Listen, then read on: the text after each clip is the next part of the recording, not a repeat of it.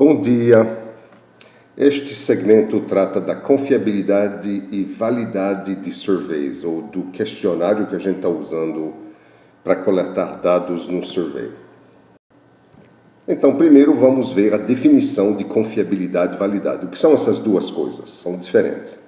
A confiabilidade é o seguinte: quão bem é que eu posso reproduzir os dados do meu survey? Se eu conduzisse meu survey novamente, eu teria os mesmos dados? Lembra que quando a gente tratou de estatística, que a gente sempre falou de erro, incerteza, erro experimental. O erro experimental é justamente aquele que representa a variação que a gente vê no que a gente mede, que nós não podemos explicar com os fatores. Então, esquecendo da parte de fator aqui, que a gente não tem fator sendo alterado, o erro de medição aqui seria justamente isso. O que aconteceria se eu conduzisse tudo novamente, de alguma forma, qual seria a variação nos dados? Então, isso é a confiabilidade. Claro que a gente quer alta confiabilidade. E a validade é quão bem o questionário mede aquilo que ele deveria medir. Eu estou tentando medir uma certa coisa, um certo construto, né? Será que eu estou realmente medindo aquilo? Então, essa validade aqui, pelo que a gente viu no passado sobre validade, seria validade de construto. Vamos primeiro tratar de confiabilidade, depois a gente vai falar um pouco de validade. Então, com respeito à confiabilidade, tem vários tipos, várias formas da gente verificar a confiabilidade do nosso survey, do nosso questionário, e o primeiro deles se chama Test-Retest Reliability, ou Intra-Observer Reliability, e aqui a gente, na realidade, diz o seguinte: a gente quer os mesmos resultados se a mesma pessoa preencher o questionário várias vezes. Então, se você aplica o questionário várias vezes com a mesma pessoa, as mesmas pessoas, a correlação entre os resultados deve ser alta, quer dizer, deve ser maior que 0,7. E o test-retest não funciona bem se as variáveis mudaram com o tempo. Então, por exemplo, se alguém era principiante, ele talvez não seja mais principiante. Se ele era principiante na primeira aplicação de um survey, e depois que você reaplica o survey, depois de alguns meses, por exemplo, ele não é mais principiante, alguma coisa mudou e você pode não ter os mesmos resultados. Então, isso poderia invalidar, digamos, a aplicação desse tipo de teste de confiabilidade, o test-retest.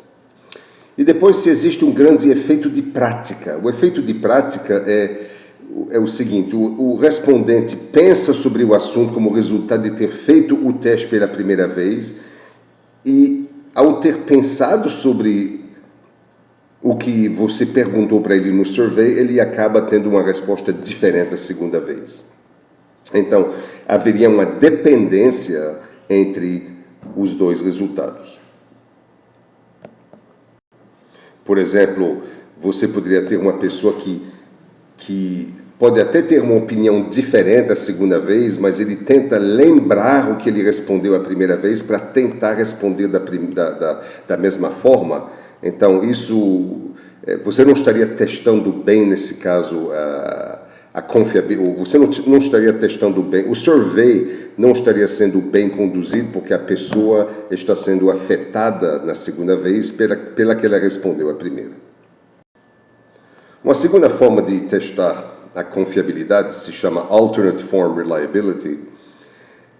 Tenta remover alguns dos problemas que a gente viu no test-retest. Então, os problemas de efeito de prática, os problemas de consistência forçada, isso pode ser reduzido ou eliminado se a gente reescreve o formulário. A gente pega o questionário, reescreve as perguntas, reordena as perguntas e você aplica as duas versões e vê se a correlação entre as respostas é alta.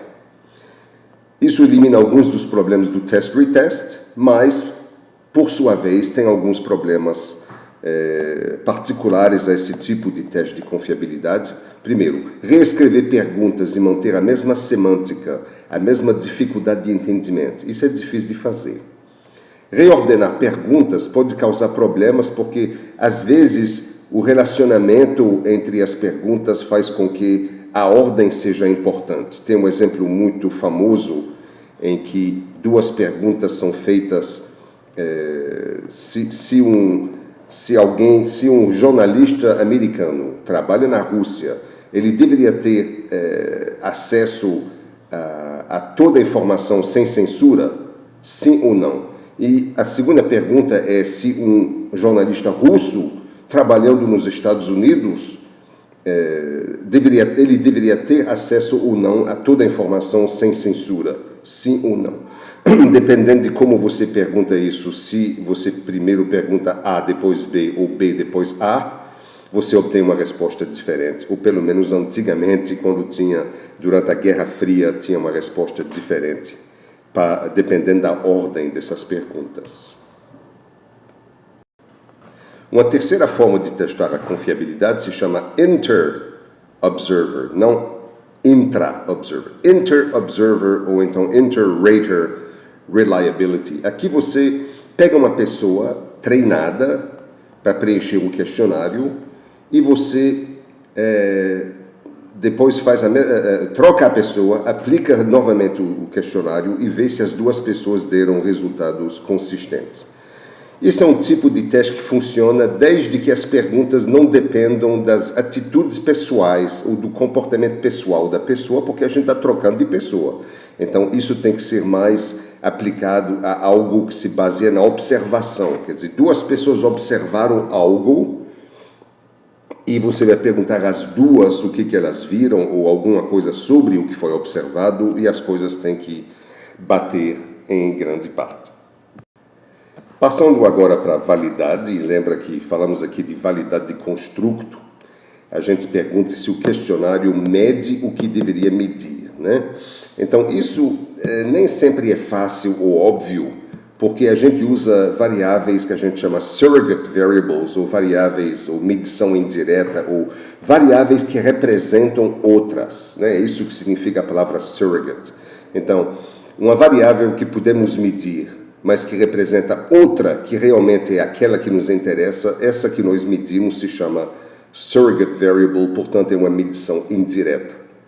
Então, como exemplo, o número de falhas descobertas antes de um release de software pode sugerir a confiabilidade do software após o release, então seria um surrogate variable. E devido ao uso de surrogate variables, a gente pode não estar exatamente medindo aquilo que a gente deveria estar medindo. Content validity, que é uma das formas da gente testar a validade, é uma avaliação subjetiva de quão apropriado o questionário parece ser para um grupo de reviewers. Então, você pega um grupo de pessoas que conhecem a área sendo estudada, essas pessoas fazem um review sistemático do conteúdo para ver se o questionário contém tudo que deveria conter e apenas isto, e isso vai te dar uma ideia se essas pessoas acham que as perguntas estão ok, estão adequadas, estão cobrindo tudo e assim por diante. Essa é uma boa forma de você iniciar a sua validade, mas não é uma coisa científica, né? Não é sequer quantitativo, é qualitativo.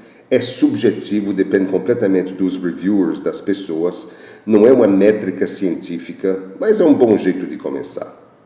Se for se esse questionário que você está usando for único, quer dizer, ele não depende ele não foi baseado em nenhum outro, ele foi feito pela primeira vez agora. É a única técnica que você tem realmente para testar a validade, porque métricas quantitativas, como a gente vai ver já, dependem de você ter outra coisa com quem comparar.